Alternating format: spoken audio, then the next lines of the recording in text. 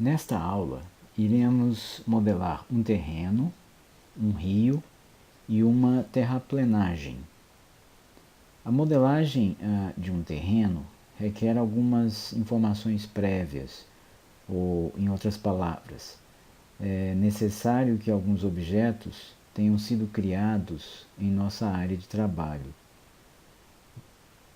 Dentre esses objetos, duas coisas são essenciais na modelagem de um terreno: os seus limites e as curvas de nível do mesmo. Então, nós vamos primeiro definir os limites deste terreno. Nós vamos assumir que esse terreno será retangular e que terá 40 metros na dimensão paralela ao eixo X e que terá 30 metros na direção paralela ao eixo Y. Para isso, nós iremos ativar o Snap no Grid, ou Grid Snap, na barra na parte inferior central à área de trabalho, aqui embaixo, clicando nesse pequeno botão, a fim de que nós possamos definir esses limites do terreno com precisão e utilizando somente os nós do grid visível do plano de referência. Lembrando que esses snaps ocorrem de 50 em 50 centímetros, conforme especificado aqui na barra inferior. Antes de modelar os limites do terreno propriamente ditos, nós vamos aumentar o tamanho do grid visível. Esse grid que nós observamos na tela atualmente tem 20 por 20 metros. E nós vamos aumentar esse grid para 46 metros no eixo X e 36 metros no eixo Y. Para isso, nós vamos selecionar no menu Palettes, palhetas, a opção Reference Plane Parameters, ou parâmetros do plano de referência. E ao abrir essa palheta, nós vamos especificar no quadro Extents, ou extensão, do plano visível, os seguintes valores: menos 23, como o valor mínimo de x, e 23 como o valor máximo. Perceba que à medida que você altera esses valores, automaticamente as modificações aparecem na sua área de trabalho. Para y, nós iremos especificar menos 18 como valor mínimo e mais 18 como valor máximo. Ao observar o resultado, você deve ter percebido que agora, então, nós temos 46 ao longo do eixo X e 36 ao longo do eixo Y. Feche a palheta Reference Plane Parameters, uma vez que nós não vamos utilizá-la mais. Selecione o comando retângulo na palheta Draw 1, se certificando de que nessa palheta Tool Options, onde eu tenho os parâmetros de cada comando ativo, eu tenho a opção 2D Surface, selecionada. Esse comando assim configurado permite criar uma forma bidimensional retangular definida por dois pontos diagonalmente opostos. Uma vez feito essa seleção, clique próximo ao canto inferior direito do grid conforme agora dimensionado. Há mais ou menos 3 módulos em cada direção, aproximadamente por aqui. Ele vai ser atraído, o seu clique, a sua seleção, pelo nó mais próximo, e nós vamos mover o cursor até quase que lá no finalzinho, não observando essa guia temporária magenta, uma vez que ela define uma forma quadrangular. Então eu vou colocar o meu cursor mais ou menos por aqui e vou observar lá em cima, na parte superior da janela, que eu tenho dois valores, duas dimensões, as dimensões do retângulo, que são indicadas nos campos length e width, nessa parte superior mediana da área de trabalho. A definição das dimensões pode então ser feita tanto movendo o cursor na janela gráfica, quanto entrando os valores numéricos nesses campos.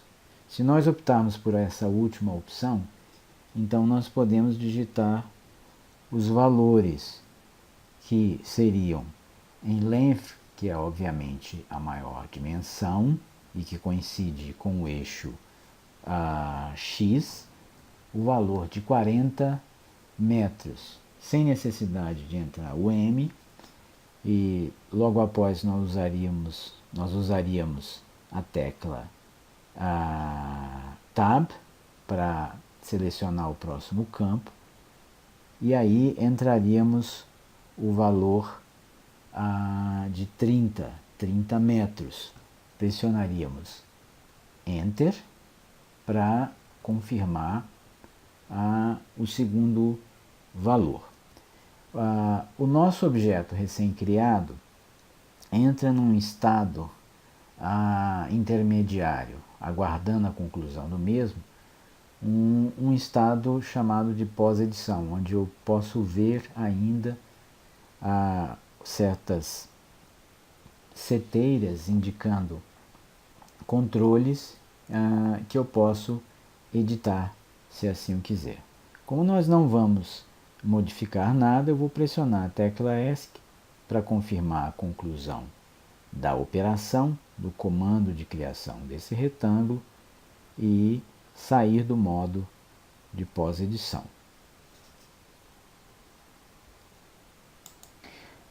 Navegue aqui na Palette Dock, à direita, até encontrar a palheta Layers.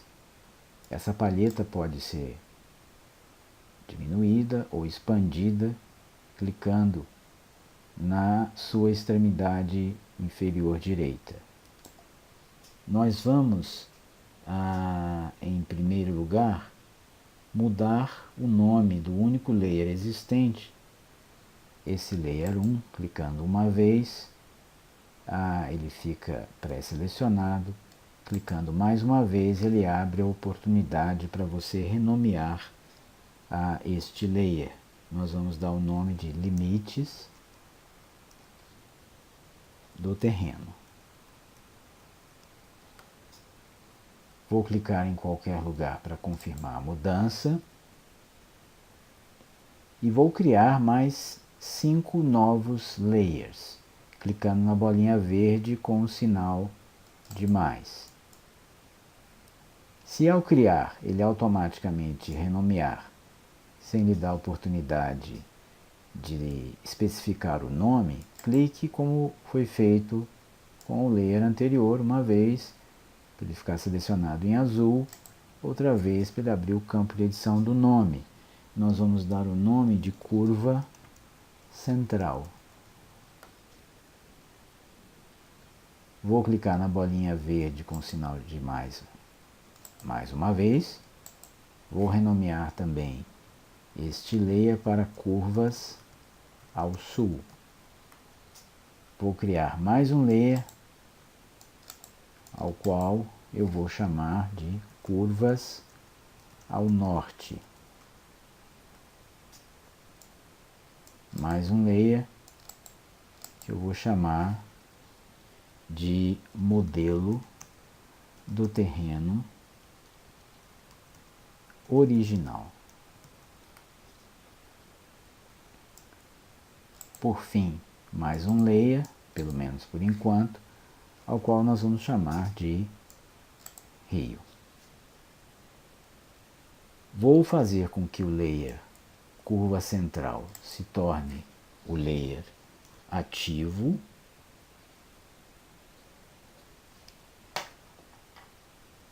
Vou mudar o meu ponto de vista, esse ponto de vista que é aqui 3D View, que é a vista tridimensional, para a vista Top. Para enquadrar na minha área de trabalho de uma maneira mais otimizada esse objeto, vou selecionar a opção Fit All. E para que eu tenha um pouco de espaço em volta para trabalhar a inserção das curvas de nível, vou colocar o meu cursor no centro desse objeto e vou me afastar um pouco, a fim de que esse espaço em volta se torne disponível. Agora nós vamos desenhar as curvas de nível. Nós poderíamos utilizar, se tivéssemos uma base de dados da prefeitura local ou do governo local, mas nós vamos pressupor a pior situação, ou seja, não temos essa base e então teremos que desenhar as curvas manualmente. Para ter um grau de liberdade maior na criação destas curvas de nível, nós vamos desligar os snaps nas guias aqui embaixo e os snaps nos objetos, pressionando esse botãozinho daqui que automaticamente desabilita todos os snaps de objeto que porventura estivessem ativos anteriormente.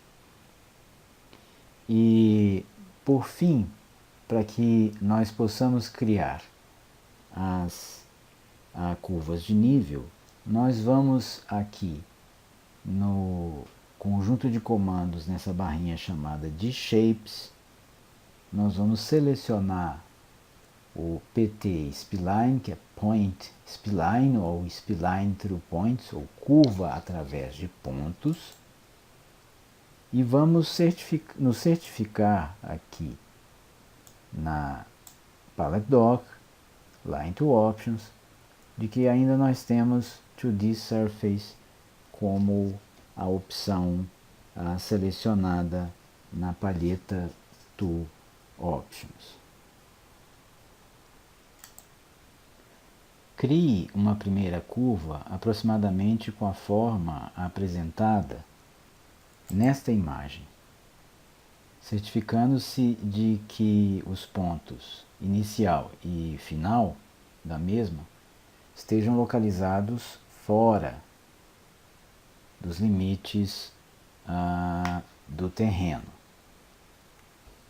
Então, lá no Form Z, nós selecionamos PT Spline, 2D Surface, e vou criar, então, essa curva que nós vamos chamar de central, com basicamente 4 cliques. O primeiro clique sendo claramente fora dos limites do terreno, o segundo aproximadamente no centro desse quadrante mediano aqui. Imagine que nós dividimos esse terreno em 4 partes pelas suas linhas medianas, então no meio do primeiro quadrante superior esquerdo seria mais ou menos aqui. Então esse é o nosso segundo clique.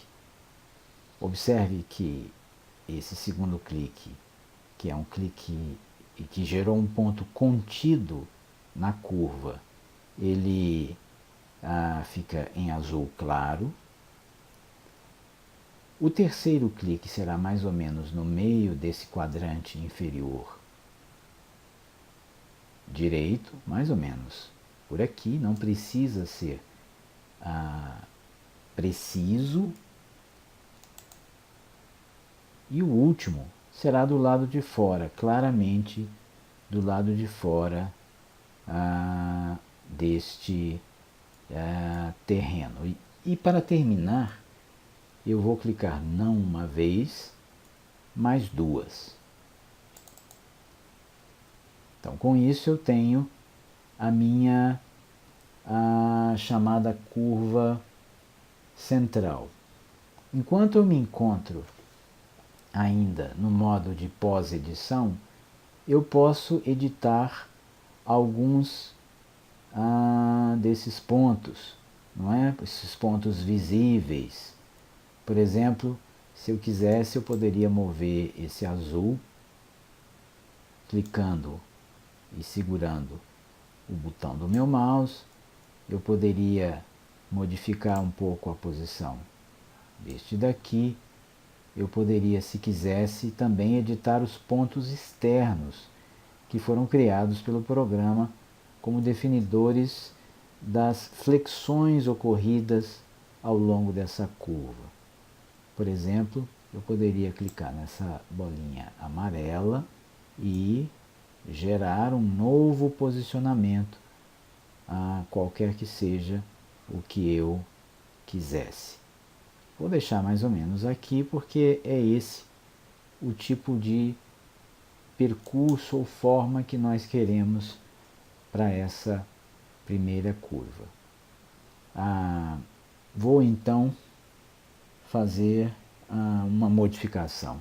Vou lá na palheta Layers e vou agora tornar ativo o Layer Curvas ao Sul, indicando que o que eu fizer a seguir será construído e criado neste layer.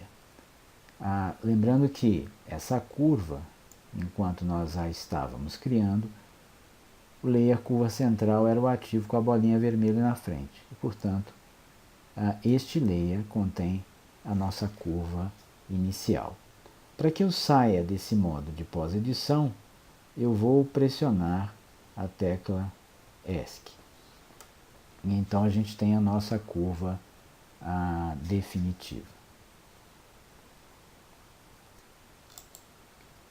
Esse layer que nós selecionamos para ser o layer ativo recebeu o nome de curvas ao sul, porque por default no FormZ o norte se encontra nessa direção. Então nós vamos criar agora 4 curvas abaixo, que nós vamos então nos referir como curvas ao sul, ainda utilizando o comando selecionado, pt spline, e criando cada uma dessas curvas com 4 pontos. E essas curvas vão ser quase equidistantes umas das outras, a uma certa distância dessa primeira curva central. Então eu vou criar a primeira começando aqui, a segunda, o segundo clique, o terceiro e o quarto clique, 2 vezes no final, para concluir cada curva. Mais uma curva,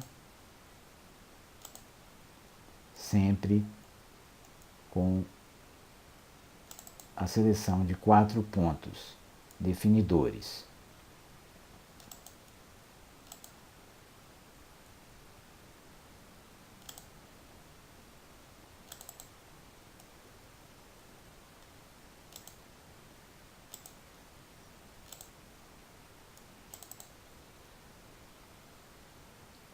Se eu quiser, eu posso novamente editar essas minhas curvas. Por exemplo, se eu quiser fazer com que essa daqui se torne mais homogeneamente afastada da primeira, eu posso editar os seus respectivos pontos ainda em modo de pós-edição. Suponhamos que para produzir um resultado como este daqui. Caso eu quisesse, vamos supor que pressionei a tecla ESC, que eu quisesse editar uma dessas outras curvas que já não está mais em modo de pós-edição. O que eu faço? Eu seleciono o comando PIC, clique com o botão da direita na curva ou no objeto que eu quero, peço Show Controls e aí eu posso editar os pontos a posteriori. Clique em qualquer lugar para desselecionar o último ponto que eu movi. Posso clicar com o botão da direita novamente naquela curva e pedir para desativar Show Controls. Agora vou tornar ativo o layer curvas ao norte para o próximo passo, que é a criação de curvas acima da curva mediana ou da chamada curva central. Estas próximas 4 curvas vão ser criadas de acordo com aquela imagem, a próxima imagem. Nós criamos dessa maneira as de baixo e agora as de cima. As de cima serão um pouco menos homogeneamente afastadas da curva central. Então, vamos lá. Ainda com o comando PT Spline, me certificando de que eu tenho então ainda 2D Surface como opção aqui nos parâmetros Into Options. Vou começar a desenhar as minhas curvas lá em cima. Um clique, 2, 3 e 4. Sempre lembrando que o último será um duplo clique para que nós possamos concluir a criação da curva. A partir dessa segunda curva acima, vou começar a me aproximar um pouco mais dessa curva anterior. Lembrando, sempre 4 cliques.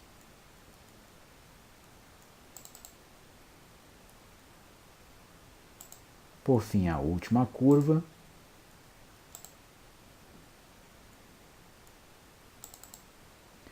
Se alguma coisa não ficar da melhor maneira possível, posso então editar ainda a posteriori, utilizando os pontos de controle, tanto os definidores dos pontos nos quais eu cliquei, quanto aqueles criados pelo próprio programa, os pontos definidores da flexão da minha curva. Percebam que as curvas, quando têm seus pontos mais equidistantes, se tornam mais suaves. Então isso é uma das coisas que eu fiz aqui. Vou pressionar a tecla ESC e vou ainda voltar no PIC e editar essa curva daqui utilizando o botão da direita do mouse e solicitando Show Controls. Então, vou, por exemplo, puxar esse ponto um pouquinho para lá, o outro azul também. E vamos supor que esse fosse o resultado esperado. Vou clicar novamente em qualquer lugar para desselecionar o último ponto que editei. Vou clicar com o botão da direita na curva e vou desselecionar Show Controls.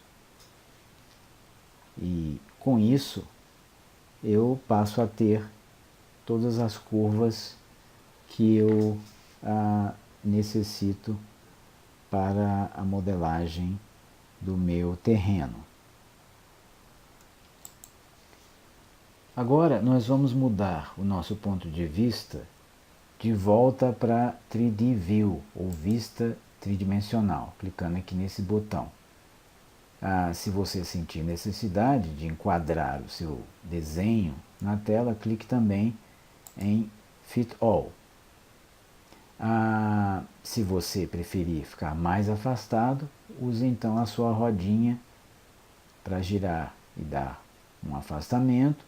Eu vou colocar aqui, vou aproveitar e vou colocar um pouco mais embaixo, porque quando eu criar o terreno, eu vou ocupar uma parte desse espaço acima. Existem duas possíveis situações topográficas para este ou qualquer outro conjunto de curvas de nível. Na primeira delas, o terreno seria ascendente em uma única direção. Vamos supor, começando por essa curva aqui, passando por essa, e indo até a última. A segunda situação, poderia haver uma cordilheira ou um vale. E nesse caso, haveria mais de uma curva para cada altura. Por exemplo, vamos supor que essa fosse a curva mais baixa. Então, ela iria ascender, esse terreno iria ascender topograficamente nessa direção e também nessa direção. Então eu teria pares de curvas na mesma altura. Nós vamos lidar primeiro com a situação mais simples, ou seja, o terreno é ascendente em apenas uma direção. E nós vamos assumir que essa é a curva mais baixa e que essa é a curva mais alta, neste primeiro momento. Então, selecione agora, aqui na barra Specialties, o comando Terrain ou Terrain Model, modelo de terreno. E em seguida, com este comando ativo, nós precisamos indicar ao programa quais são as curvas de nível, em contraste com os limites do terreno, e na ordem ascendente, da mais baixa para a mais alta. Para podermos selecionar mais de um objeto nessa sequência, vou pressionar a tecla Shift, vai aparecer um sinalzinho de mais, e eu vou clicar em cada uma das curvas de nível, tomando cuidado de não selecionar o terreno acidentalmente. Cheguei à seleção final das 9 curvas. Quando eu solto a tecla Shift, o cursor fica diferente, indicando que o programa aguarda que eu confirme que eu encerrei a minha seleção de curvas de nível. Para fazer isso, eu vou clicar em qualquer lugar onde não haja objetos, uma vez só. E de agora em diante, o programa espera que eu indique qual é ou quais são os limites do terreno. Eu vou clicar na aresta do objeto que representa o meu terreno. E aí eu tenho o meu terreno já modelado. Se eu pressionar a tecla Ctrl, eu posso girar e observar de outros ângulos de visão o meu objeto. Se preciso for, posso usar o Fit All. Posso continuar rotacionando se assim quiser. Fit All novamente, que eu vou querer mostrar algumas coisas que nós podemos ainda configurar. Perceba que o meu terreno está na forma alaranjada, indicando que ele se encontra em modo de pós-edição. É importante que ele permaneça assim se eu quiser fazer modificações de parâmetros, porque esse objeto não será mais editável como paramétrico uma vez que eu sair do modo de pós-edição. Então eu posso, enquanto ele está nessa situação, explorar algumas das possibilidades que eu encontro aqui em Tool Options. Por exemplo, o tipo de modelo. Aqui eu tenho como default o modelo de malha, que é o modelo mais realista, um terreno como nós encontramos no mundo real, mas eu tenho também um modelo em escadinha, Stepped Model, que me permite criar um modelo como esse. Por exemplo, se eu quisesse imprimir, recortar e fazer uma maquete de um terreno de papel. Eu tenho um tipo de modelo intermediário chamado de Triangulate.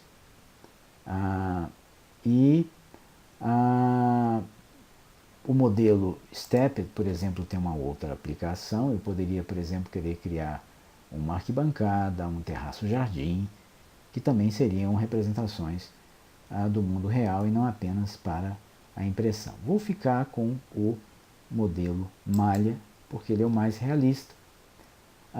Vou fazer uma modificação, por exemplo, eu estou trabalhando aqui com mesh size, ou melhor, o tamanho da malha, com meio metro. Se eu tivesse eu teria uma malha menos densa, mas em compensação com uma suavidade um pouco menor. Vou ficar com 0,5, lembrando sempre que quanto mais densa a minha malha, melhor a qualidade do meu terreno, mas em compensação maior o arquivo. Onde eu tenho Site Starting High, aqui embaixo, eu estou definindo a altura inicial do meu sítio. Pode ser que eu queira modificar esse valor. Por exemplo, se eu colocar 2 metros, todo o terreno vai subir. Em que situação eu iria querer isso? Por exemplo, se eu tivesse que projetar alguma coisa que fosse subterrânea, né, ou que tivesse um subsolo, ou se eu quisesse imprimir esse modelo numa impressora 3D e não quisesse que essa borda ficasse muito fina e quebradiça. Por enquanto vou ficar com 0,25 como era o default.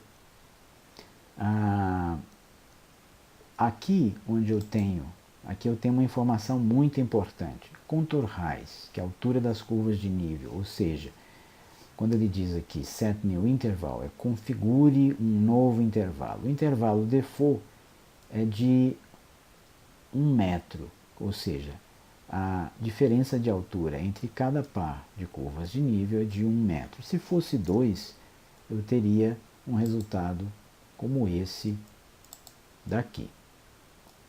Por enquanto, vou ficar com a situação mais comum, que é eu ter variação de 1 em 1 metro. Posso aplicar um Fit All.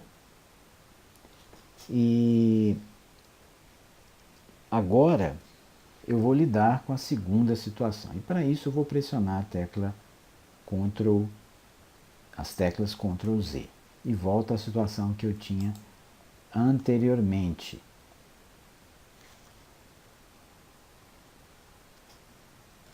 A segunda situação é aquela em que o terreno é constituído, no nosso caso, por um vale.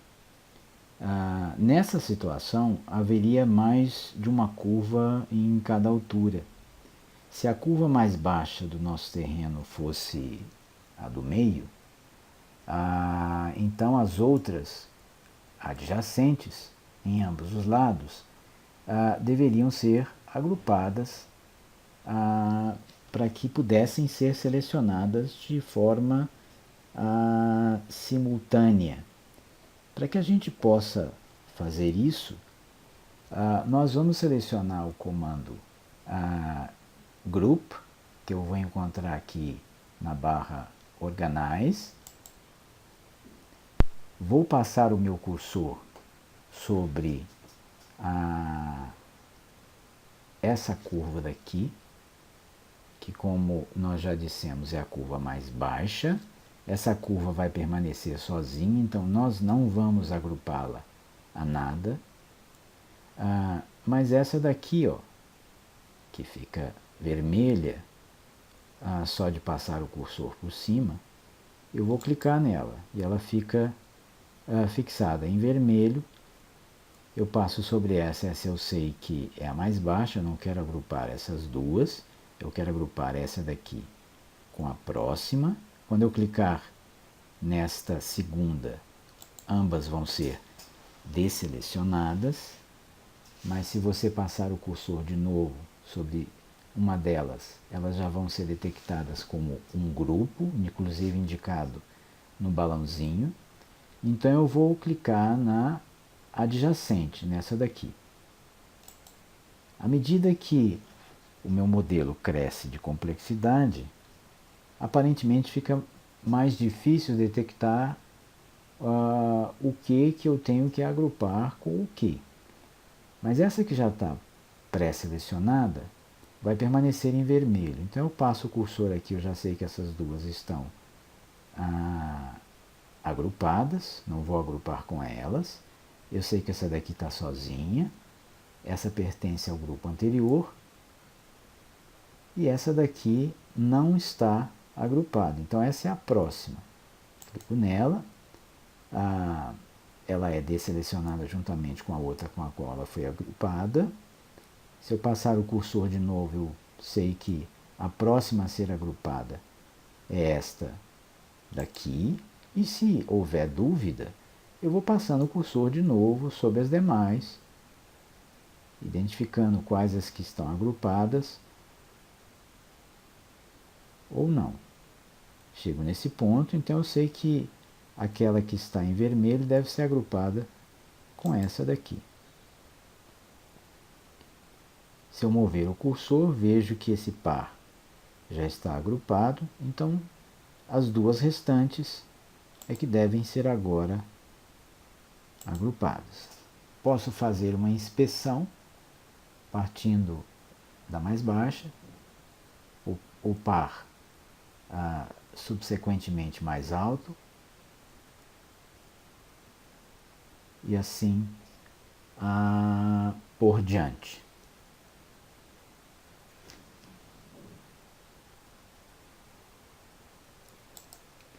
Selecione novamente o comando Terrain Module e se certifique de que na palheta Tool Options eu ainda tenho o modelo de malha selecionado, eu ainda tenho Mesh Size em 0,5 metro, o início da altura do terreno em 0,25 e a distância entre cada par de curvas em 1 metro. E aí vou usar a tecla Shift mais uma vez e vou começar a selecionar pela curva mais baixa e pelos pares subsequentemente mais altos naquela gradação ascendente. Quando eu terminar, eu solto a tecla Shift, o cursor muda para aquela forma, representando várias linhas ou várias curvas selecionadas. Eu vou clicar em qualquer lugar para confirmar a conclusão da seleção das curvas de nível. Uma vez só. Clico na borda do terreno, em qualquer de suas arestas. Vou usar um Fit All. E eu tenho agora o meu terreno já com o vale. Observe que o modelo continua destacado em laranja, isso indica que estamos ainda no modo de pós-edição, e como nós não vamos mais modificar os parâmetros do terreno, nós vamos pressionar a tecla ESC de Escape para sair desse modo de pós-edição. Agora nós vamos mudar o material desse modelo de terreno. Então eu vou rolar a Palette Dock aqui para cima e vou selecionar o material número 11, que é esse daqui. E vou arrastá-lo e jogá-lo sobre o terreno, mudando a sua coloração.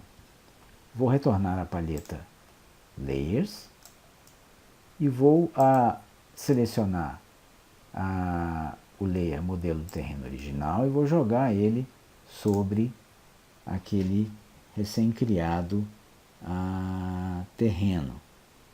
Isso transferirá o terreno para o layer correspondente. Agora nós vamos criar um rio no fundo desse vale. E para isso nós vamos selecionar o comando retângulo. Retângulo novamente. Vou rolar a Palette Dock aqui para cima. Vou fazer com que agora esse retângulo crie uma extrusão tridimensional aqui na paleta Tool Options.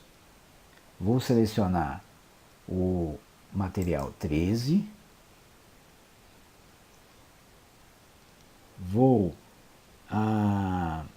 fazer também com que os snaps no objeto sejam ativados.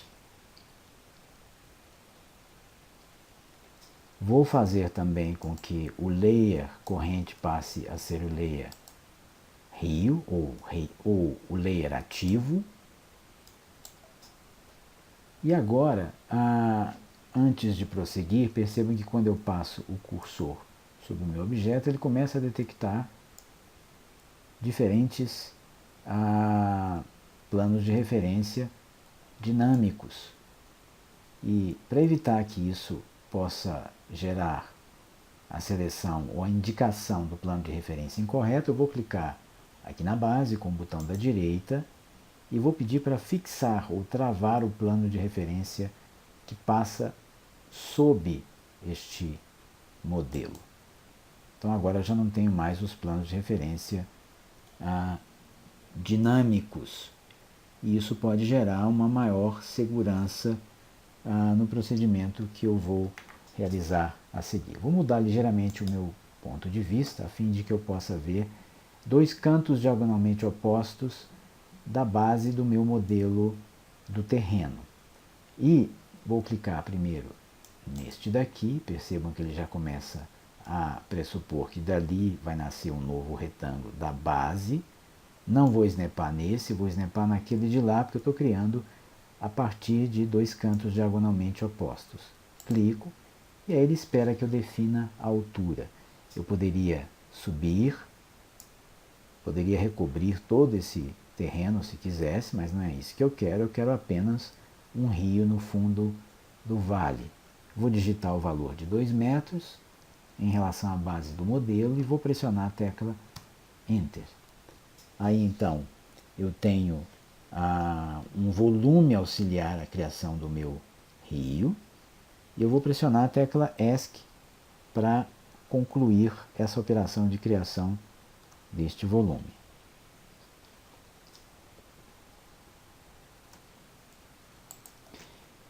Isso resulta na criação de um sólido retangular e que se sobrepõe em parte ao modelo do terreno. Mas nós não precisamos de tudo isso, nós precisamos apenas do volume do mesmo que aflora no fundo do vale. Esse volume que sobra acima da superfície do terreno original. Para concluir a criação do rio, nós vamos então utilizar uma operação booleana que eu encontro aqui na barra Modify, que é a operação diferença ou difference, ou seja, subtração. Eu vou então com esse comando ativado, clicar no bloco do rio, me certificando de que eu estou deixando o programa de fato detectar o rio e não o terreno. Quando eu detecto o terreno, ele fica em vermelho.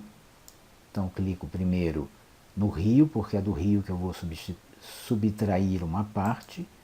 Depois clico no terreno original. E aí então eu tenho esse objeto resultante da operação com dois outros objetos, que é efetivamente esse leito de rio que eu quero, o leito com a água àquela altura que eu havia definido inicialmente. Em toda operação booleana, por padrão, os objetos originais passam a condição de ghost, ou seja, eles são ainda visíveis, com linhas esmaecidas, mas não são editáveis. Desses objetos em ghost, resultantes da operação que nós aplicamos, nós precisamos recuperar o terreno original. Para isso eu vou na barrinha atributos, vou selecionar o comando unghost, vou clicar no terreno. Esse eu quero de volta. O outro objeto que eu havia criado para gerar a água do rio, eu não quero mais. E eu vou me livrar dele em dois passos. Primeiro eu vou clicar nele com o comando unghost ativo. E depois vou utilizar a lixeirinha aqui do delete e clicar numa aresta. Com certeza numa aresta desse objeto maior que eu não quero mais. Pronto. Nós nos livramos daquele objeto que havia se tornado indesejável, não era mais necessário em nosso modelo. Agora, retorne à palheta Layers e clique no nome do layer Rio e jogue o mesmo sobre o respectivo objeto. Torne qualquer outro layer ativo, por exemplo, modelo original, e feche o olho na frente do rio para escondê-lo. E em seguida nós vamos criar uma terraplanagem no terreno para futuramente construir sobre ela uma edificação. Com esse objetivo, nós vamos criar um volume adicional que será inserido no terreno para se constituir uma terraplenagem. Esse volume será criado inicialmente fora do terreno apenas para fins de melhor visualização. Ele poderia ser criado diretamente dentro, mas para visualizar melhor e para fins didáticos, nós vamos criá-lo do lado de fora. Vou fechar essas barrinhas, que eu não vou usar agora. Vou me afastar um pouco do meu terreno e vou colocar ele um pouco mais para o lado esquerdo. Aproximadamente assim.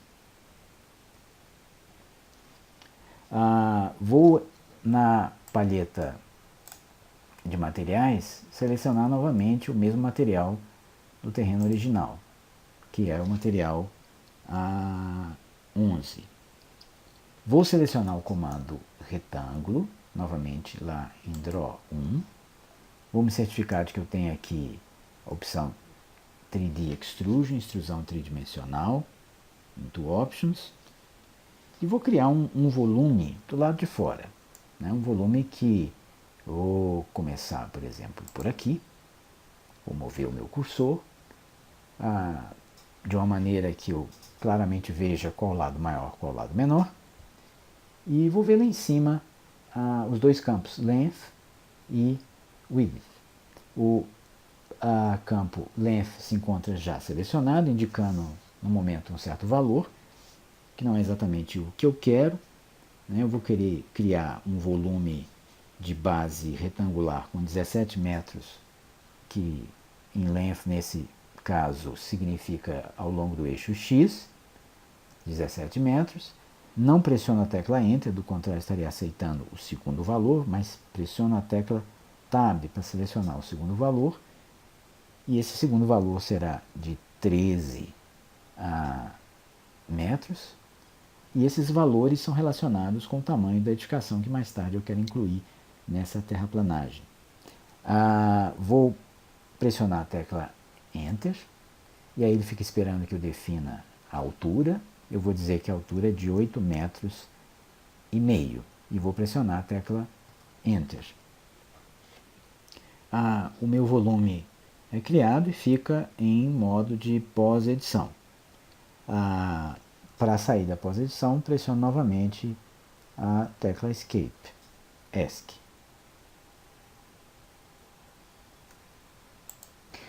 Mais uma vez, retorne à palheta Layers e agora crie um novo layer, que nós vamos dar o nome de terraplanagem. Clique em qualquer lugar para confirmar. Pegue esse layer e jogue sobre o volume recém-criado. Nós vamos ativar agora, para a próxima operação, o Snap nas guias, ou Guide Snap, que nós havíamos desativado já há algum tempo.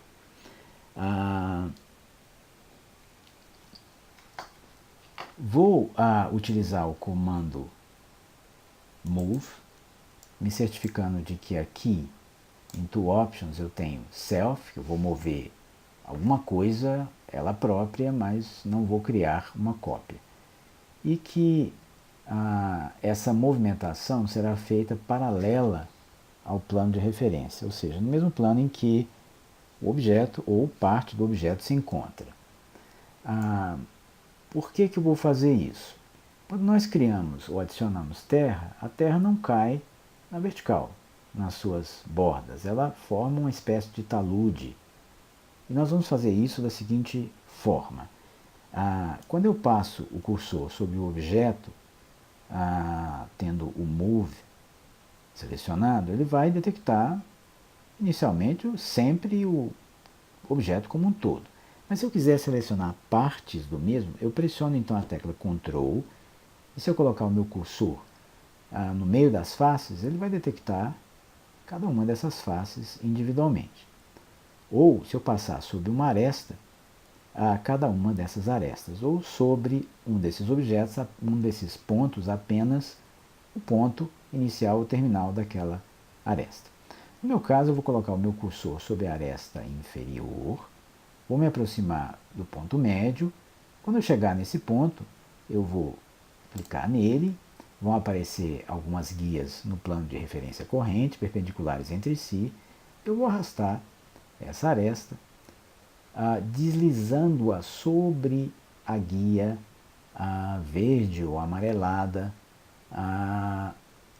aqui na frente desse objeto. Não vou fazer deslocamentos laterais, porque eu vou estar criando, nesse caso, faces curvas, eu não quero isso. Vou permanecer deslizando sobre essa guia perpendicular ao ponto em que eu cliquei.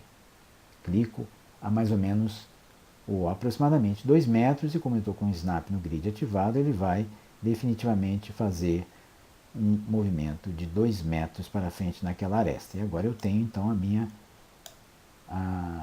superfície inclinada. Vou mudar meu ponto de vista para esse daqui e vou repetir a operação nessa aresta lateral esquerda. Mesma coisa em 2 metros. Então, tendo feito isso, eu tenho já duas faces em talude.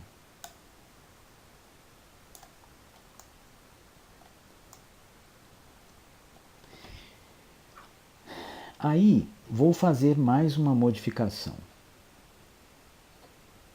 Vou selecionar o comando que eu encontro aqui no Reshape, um comando chamado Offset Segment e vou dividir essa face. E a razão disso vocês vão entender logo a seguir. Vou clicar nessa aresta daqui e vou movê-la para lá em 12 metros. Posso me guiar pela informação do tanto que eu caminhei, ou posso entrar o valor lá em cima no campo selecionado em azul, onde eu tenho Distance. Tá? Se for o valor correto, eu posso até clicar. Se eu tiver dificuldade, eu entro o valor numérico e pressiono Enter. Com isso eu dividi esta face frontal, com o intuito de quê? De puxar essa face daqui para frente, gerando então não mais um retângulo, mas um polígono em L, permitindo um avanço da Terra nessa direção aqui assim. Como é que eu faço para proceder, para ir em frente com isso? Eu vou selecionar então o comando Reshape do mesmo grupo, grupo com o mesmo nome, e vou selecionar aqui em Tool Options Perpendicular to Reference Plane. Normalmente você tem como default Perpendicular to Surface, mas se eu fizer isso, essa face vai ser estendida de forma perpendicular ao plano da mesma, gerando alguma coisa que se distancia progressivamente do plano default que está passando aqui por debaixo do meu modelo. Então eu vou colocar em Perpendicular to Reference Plane, e aí vou fazer o seguinte, vou mudar o meu plano de referência aqui embaixo. Meu plano de referência é XY, passando por debaixo do modelo do terreno. Se eu mudar para esse, eu vou ter um plano na vertical, perpendicular àquele primeiro, anterior, mas passando pelo eixo Y. Não é esse que eu quero. Eu vou colocar, então, o chamado ZX. Não é? Ele é um plano na vertical que passa no eixo X. Com isso, se eu clicar nessa face, eu vou poder mover perpendicularmente aquele plano de referência que é infinito e que se posiciona perpendicular a esse meu movimento. Quanto que eu quero mover? Eu quero mover 5 metros. Vou digitar 5 e pressionar Enter. E com isso eu tenho já a forma definitiva do meu bloco de terraplanagem, pelo menos naquele que vai adicionar a Terra. Vou fechar essa barrinha.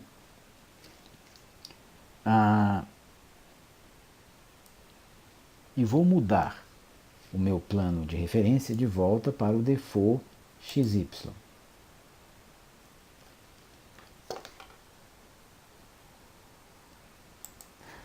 Agora, selecione o comando Move lá na barra T-Form e certifique-se que as opções Self e paralelo ao plano de referência, paralelo to Reference Plane, estão selecionadas. Nós vamos clicar nesse canto inferior daqui e vamos levar esse volume e snapar lá no cantinho inferior deste modelo de terreno, aí gerando ou inserindo uma forma que representa a adição de terra. Vou selecionar aqui Fit All, posso me afastar um pouquinho, mudar o meu ponto de vista, de tal forma que eu possa ver todo o meu terreno. E aí eu me deparo com uma outra necessidade.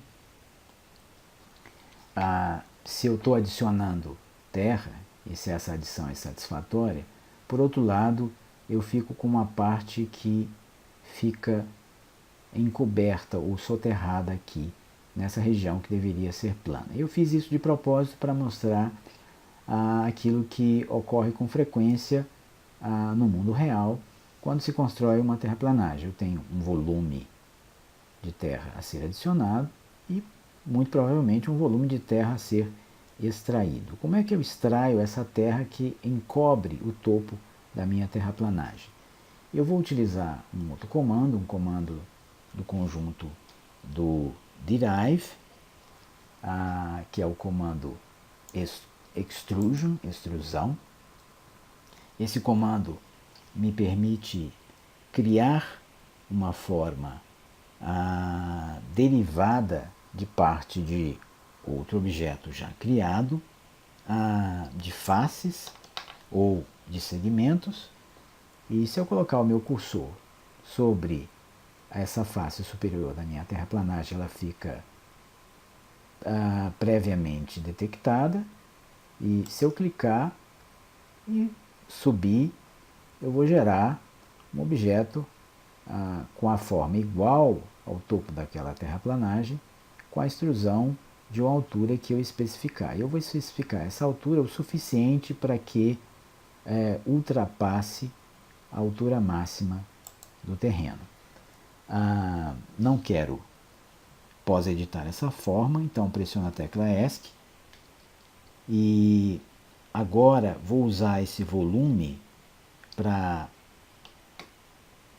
remover terra, ou seja, vou usar mais uma vez uma operação booleana, operação de diferença, para subtrair desse terreno no qual eu vou clicar primeiro o volume de interseção com esse novo bloco que eu acabei de criar. Com isso eu tenho lá agora em Ghost os dois objetos originais, que é o volume recém-criado e o volume do terreno original completo, sem a remoção de terra, que é esse que se encontra com as linhas esmaecidas.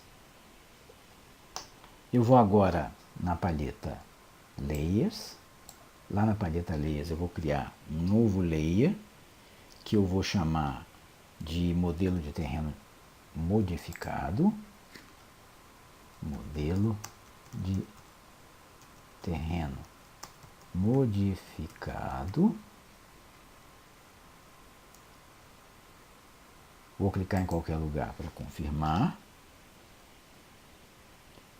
E vou jogar esse modelo de terreno modificado sobre esse novo terreno, agora já com a terra removida lá de cima da terraplanagem. Os dois objetos que permanecem em Ghost, um deles eu quero me livrar dele, que é o Ghost do objeto que eu usei para fazer essa subtração. Então vou usar o comando unghost, vou clicar nele e vou usar a lixeirinha para definitivamente apagá-lo. O modelo do terreno original eu vou também recuperar usando o unghost, e para poder escondê-lo e torná-lo invisível, se futuramente eu quiser mais uma vez retornar ao terreno original, por qualquer que seja a razão, talvez refazer a terraplanagem ou fazer uma terraplanagem diferente, então eu vou fazer com que, por exemplo, o layer modelo de terreno modificado se torne o layer ativo e vou esconder o layer modelo de terreno original. E aí eu tenho então a adição e a subtração do meu terreno. Então, por fim, torne o layer do rio visível. Nós vamos mudar o nosso ponto de vista ligeiramente. Por exemplo, alguma coisa mais ou menos assim. Vendo a terraplanagem mais de próximo. E vou selecionar o comando Surround, que é o arredondamento controlado. Vou clicar nessa terraplanagem. Ele fica aparentemente em Ghost, mas na realidade ele está esperando que eu defina em que arestas ou quais arestas eu quero arredondar. Se eu observar aqui em Tool Options, eu vou ver que eu defino aqui pelo raio a quantidade de arredondamento. Eu já vinha trabalhando com 1,5 metro, o default é meio metro. Quando eu alterei um, eu alterei o outro automaticamente. E agora ele está esperando que eu indique quais arestas que eu quero arredondar. Por exemplo, eu vou querer arredondar essa daqui e essa daqui. Inclusive afastando aquele efeito da terraplanagem da orla do rio. Vou também arredondar essa aresta daqui. Isso vai ser feito automaticamente no sentido reverso das demais. Então eu tenho agora já o meu terreno devidamente modificado. Para confirmar essa modificação, vou sair do comando e aí eu vou ter dois resultados. Não é? Eu tenho o arredondado e eu tenho sim Ghost, aquele original. Eu vou fazer o seguinte, eu vou voltar na palheta Layers e vou criar mais um layer ao qual eu vou dar o nome de terraplanagem arredondada. Vou jogar esse layer da terraplanagem arredondada sobre a respectiva forma, posso escondê-la. Aquela forma original da terraplanagem que agora está em Ghost, eu vou utilizar o Unghost, vou escondê-la para futuro uso e vou visualizar novamente aquele layer terraplanagem arredondada. Vou modificar o meu ponto de vista, por exemplo, para este. Vou, por exemplo, visualizar agora em Shaded Full, e aí eu posso perceber o resultado da minha terraplanagem, inclusive interativamente.